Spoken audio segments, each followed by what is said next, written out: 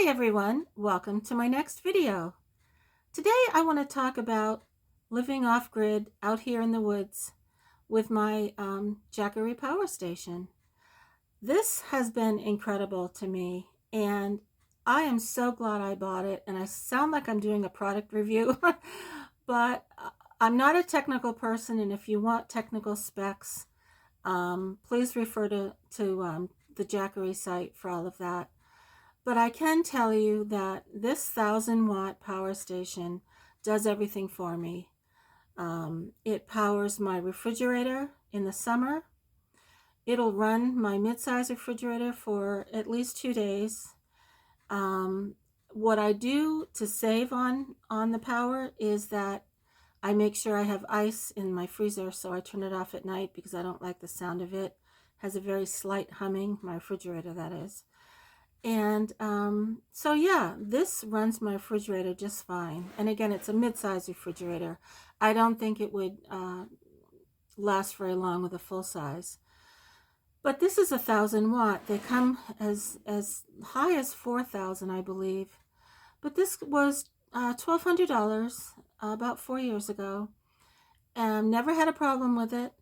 And now, especially in the winter, since my cabin is powered, or rather wired for power, as you can see, there's a cable up in the rafters there behind me, and I'm so glad whoever built this place did that, because it's just incredibly convenient for me. I keep my little power station on I call it my kitchen, but it's just a shelf, and I plug it into one of the outlets. I start up my generator outside, and I like to keep this fully charged. So if it's down to about 90 or 80%, I'll run my generator for about an hour or two. And while I'm charging my power station, I'll make sure my laptop's charged, my phone. I have 2 tablets, and let's see what else. I have a lantern that has a rechargeable battery. And so I try to charge everything at once while the generator's running.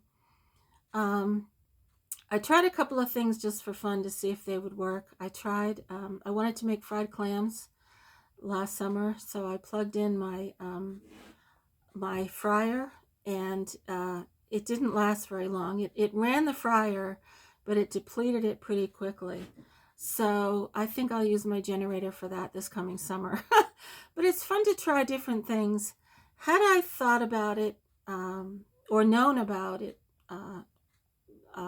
previously purchasing this one, I would have bought the 2,000-watt power station, only for the few times that I would run it with my fryer for my fried clams.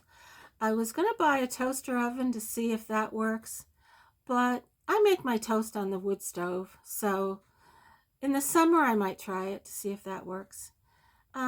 But other than that, my life is so simple.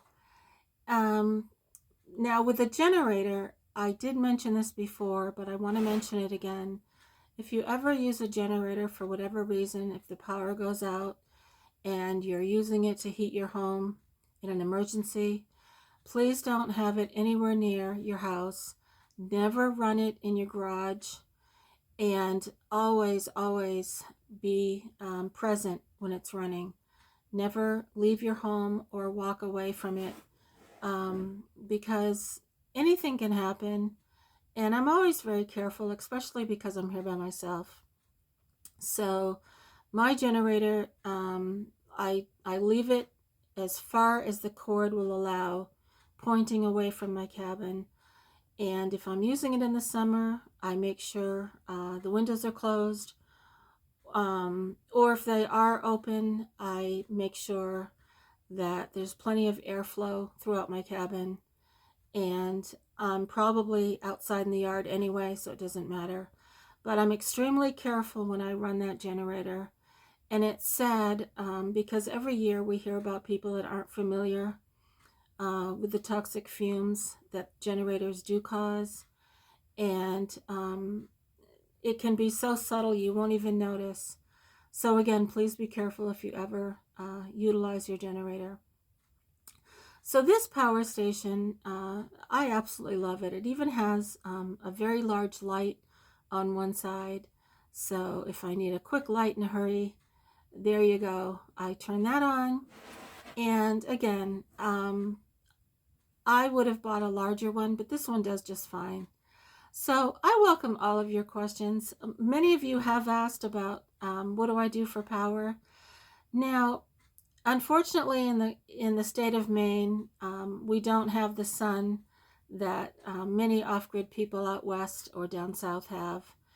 And I had an idea of maybe getting a wind turbine, but I don't think it would power this Jackery.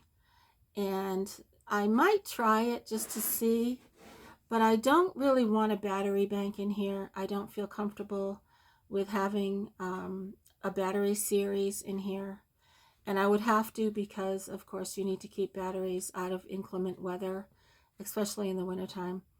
So I'm always looking for simple. Simple works, and simple is cheap. So there you go.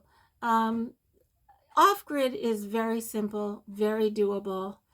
And one thing I'm going to try tonight, we're getting a rainstorm, and apparently it's going to rain pretty well, pretty heavily. So I have a little space in my rain gutter. So this is going to sound kind of funny. There's so many channels out there with elaborate systems. I will never be one of them. If you're looking for simple, here you go. Just watch my videos, because I enjoy doing things the most simple, basic ways. So I have a funnel I'm going to put in that space in my rain gutter. And I've already got a hose. I've got a water container. And it has to work. I mean, the water's just going to fall down the way it's been anyway. And there you go. I'm collecting rainwater. I'm not going to drink my rainwater yet, because I want to get, I think they're called a Berkey water filter. And so I'm going to make sure that I filter that rainwater before I use it, even for coffee or even for giving it to the dogs. I do have those blue plastic water jugs that you can get for Walmart, but I clean them on a regular basis with just a couple drops of bleach. And so I also keep them out of the sun in the summer. So I'm very careful doing that as well, because heck, you can get really sick by drinking water that's gone bad in a plastic water container. So there you go. Simple works for me.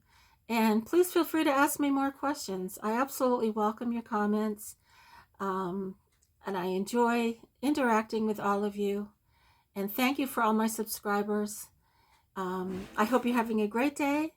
And thank you again. Take care, everyone.